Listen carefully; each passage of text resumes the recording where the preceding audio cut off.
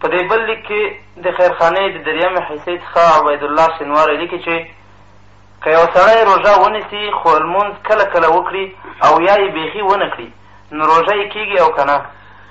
حضراتو د روژه و لمونځ یو پر بل توقف نه لري، دا دوه عبادت او دوه فرض دي.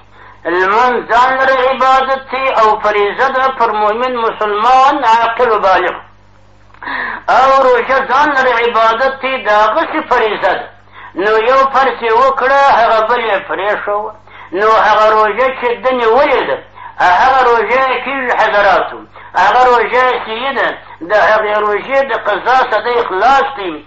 اما چې هغه لمنځونه یې پرې ایښي دي هر څه وخت چې ده قضا کړي د بلوغ د وخته که 10 کالې که 20 کالې د یو ټکي لمونځ نه دی کړی هغه ټول لمنځونه یې په ځمکې دین دي، هغه پور دی د الله د طرفه د ده څه مطالبه کېږي، دی مجبور مکلف دی چې د هغه قضا به راوړي. والسلام. ډېر ښه.